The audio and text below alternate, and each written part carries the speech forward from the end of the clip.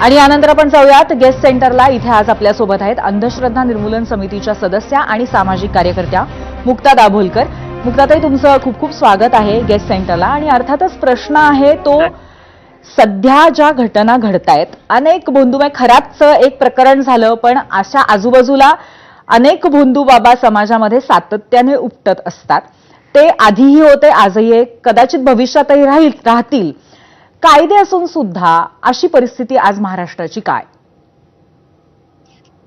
त्याला अनेक कारण आहेत, पण आता तुम्ही ज्या प्रतिक्रिया वाचून दाखवल्यात त्यातल्या ज्या सोशल मीडिया संदर्भातल्या प्रतिक्रिया होत्या त्या बरोबर आहेत असं मला कार्यकर्ती म्हणून वाटतं. की माणसाच्या मनामध्ये जेव्हा त्रास, दुःख या भावना असतात तेव्हा त्याच्यावरती अशी काहीतरी अविवेकी कृती करण्यासाठी हातातला मोबाईल स्क्रोल करत असताना पटकन साधन मिळतं. याच्या आधी हा काळ बराच जायचा, म्हणजे तुमच्या घरातनं बाहेर पडून जाईपर्यंतचा जो वेळ असायचा त्याच्यात थांबू शकेल माणूस, अशा गोष्टी घडू शकायच्या. पण आज ॲस्ट्रोटॉक सारखी ऍप्स असतील किंवा अशा, तुम्ही जर का बघितलं तर सोशल मीडियावरती अशा प्रकारच्या वेगवेगळे ज्योतिष खडे, अंगठ्या, वास्तू असं लोकांच्या मनातल्या श्रद्धेचा गैरफायदा घेऊन धंदा करणाऱ्या बाबा, बुवा, माता या सगळ्यांचं अक्षरशः पेव फुटलेलं आहे. आणि एक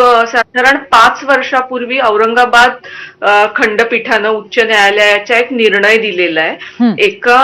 एका माणसानी असं जे यंत्र असतं, तसं एक यंत्र असतात ना ती वेगवेगळी, त्यातलं एक हनुमान चालीसा यंत्र त्यांनी असंच एका वेबसाईट वरनं विकत घेतलं होतं. आणि नंतर त्याने काही त्याच्या आयुष्यात फरक पडला नाही म्हणून त्याने त्यांच्याकडे पैसे मागितले, अशी ती केस होती. परत मागितले पैसे. तर त्या प्रकरणी औरंगाबाद खंडपीठानं तेव्हाच निर्णय दिला आणि त्यात असं लिहिलंय की या ज्या सगळ्या जाहिराती आहेत, कुठल्याही प्रकारच्या माध्यमांमधनं येणाऱ्या, अगदी पेपर पासून, टीव्ही पासून, सोशल मीडियापर्यंत, याचं रेग्युलेशन करण्यासाठी महाराष्ट्र शासनाने एक अथॉरिटी तयार करावी आणि त्याचं रेग्युलेशन करावं. म्हणजे तुम्ही साधा विचार करा की आज जादूटोणा विरोधी कायदा महाराष्ट्रात असताना कायद्याचं पूर्ण उल्लंघन करणाऱ्या अशा जाहिराती होत आहेत. आता उद्या गांजा विकण्याच्या अशा जाहिराती होऊ शकतील का, की माझ्याकडे इतका गांजा उपलब्ध आहे, तू घेऊन जा, किंवा तुला बरं वाटत नसेल तर तू सेवन कर, अशी जाहिरात होऊ शकते का? नाही होऊ शकणार अशी जाहिरात. पण जिथे लोकांना 100% जादूटोणा विरोधी कायद्याखाली येतील अशा सगळ्या गोष्टींच्या जाहिराती या सोशल मीडियातून, म्हणजे कुठल्या तरी पद्धतीने काहीतरी चमत्कार घडवून देण्याचं कुठेतरी प्रॉमिस केलं की लगेच त्याला लोक आकृष्ट होतात आणि त्याच्या विरोधात सुद्धा कुठेतरी या कायद्याअंतर्गत तरतूद आहे, पण ते पाळलं जात नाही, असं तुम्हाला म्हणायचंय का? असंच मला म्हणायचंय, अगदी असंच म्हणायचं आहे की चमत्काराचा दावा केला की जो माणूस आधीच पीडित असतो, गलिबल असतो, असा माणूस जाळ्यात सापडण्याची शक्यता असते.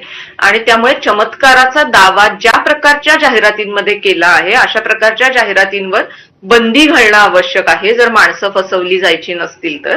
हा एक मुद्दा खूप महत्वाचा आहे. आणि या व्यतिरिक्त सोशल मीडिया व्यतिरिक्त सुद्धा प्रत्येक पोलीस स्टेशनमध्ये अंधश्रद्धा निर्मूलन कक्ष स्थापन करण्याची तरतूद आहे. तर ते जर कक्ष खरोखर स्थापन झाले आणि त्याच्यावरती महिला संघटना, अंधश्रद्धा निर्मूलन चळवळीतले कार्यकर्ते यांना प्रतिनिधी म्हणून घेतलं आणि अगदी महिना 2 महिन्यातून एक तासाभराची जरी बैठक पार पडली तरी आजूबाजूला अशा कोणत्या गोष्टी घडतायत की ज्याच्यामध्ये कायद्याचं अगदी उघड उल्लंघन होतंय, जादूटोणा विरोधी कायद्याचं, आणि काहीतरी फार चुकीचं घडण्याच्या शक्यता दिसतात. अशा गोष्टी पोलिसांना माहितीच असतं सगळं, पण समाजाच्या या गोष्टी फार वेगाने लक्षात येतात आणि त्यात ते किती खोलवर रुजलेलं आहे हेही समजतं समाजातल्या लोकांना. बरोबर आहे, नक्कीच. त्यामुळे अशा पद्धतीने सुद्धा एक प्रोएक्टिव्हली कुठेतरी जागरूकता याच्यावरती निर्माण करणं, चर्चा होणं सुद्धा यामधनं गरजेचं आहे. पण मला एक प्रश्न या अनुषंगाने आणखीन एक असा विचारायचा आहे की अत्यंत चौकटीबद्ध समाजात वावरणाऱ्या महिला बहुतांश असतात, पण धार्मिक किंवा कुठल्या तरी चमत्कार करून देतो किंवा भविष्य सांगतो असं म्हणलं की बायकांना फसवणं सहज शक्य होतं, हे ओळखून सुद्धा काही विकृतच बाबांचं रूप घेऊन बसलेत का, असा पण प्रश्न पडतो. नाही, नक्कीच बसलेले आहेत. म्हणजे त्यांना असं लक्षात येतंय की आपल्याला यांना भक्ष्य करणं खूप सोपं आहे.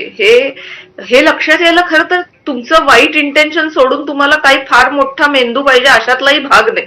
तुम्ही समाजाचं जर बारकाईने निरीक्षण करत असाल तर तुम्हाला लक्षातच येतं की बायका या इतक्या त्यांच्या आयुष्यात वेगवेगळ्या प्रश्नांनी गांजलेल्या आहेत आणि अशा गोष्टींना लहानपणापासून कर्मकांडाच्या भोवतीच आयुष्य घडवलेलं असल्यामुळे जाळं म्हणून या गोष्टी लावायच्या आणि नंतर म्हणजे आता तुम्ही खरात प्रकरणी बघितलं तरी ज्योतिष हे त्यांनी लावलेलं ट्रॅप होतं आणि त्याच्यानंतर बाकीच्या सगळ्या गोष्टी पुढे खूप जास्त हिणकस घडत गेल्या. बरोबर आहे. तर अशा वेळेला मला वाटतं की हे जे ट्रॅप आहे ना त्याबद्दल पण बायकांना किंवा समाजामध्ये जागृती करणं आवश्यक नक्कीच आहे. नक्कीच सामाजिक जागृती अत्यंत महत्वाचा विषय आहे. आपल्याकडे वेळ कमी आहे परंतु तुम्ही अत्यंत अप्रतिम शब्दामध्ये याबद्दल सांगितलं आणि दुसरं म्हणजे सोशल मीडियाचा वापर हा ट्रॅपपेक्षा सुद्धा अवेअरनेससाठी केला गेला तर त्याची गरज आता आपल्या समाजाला जास्त आहे.